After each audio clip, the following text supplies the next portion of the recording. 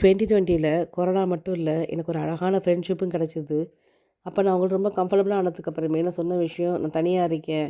ரொம்ப போர் அடிக்குது. யாருமே என் கூட இல்ல." அப்படின்னு சொல்லும்போது, "எங்க எப்படி இருக்கியோ அப்படியே இருந்துச்சு. மிரர பாருன்னு" சொன்னாங்க.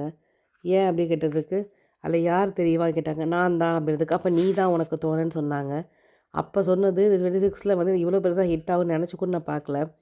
நான் மாலை போட்டிருந்தேன் அப்படின்றனால மத்தியானம் வந்து லஞ்ச் என்னால சாப்பிட முடியல சரியா. ரொம்ப பசியா இருந்துச்சு. சரி ஓகே நான் கோயிலுக்கு போயிட்டு வரலான்னு கோயிலுக்கு போயிட்டு வரும்போது பார்த்தா, என் கூட யாருமே இல்ல. தனியா நம்ம சோல்மேட் கூட தான் போயிருந்தேன்.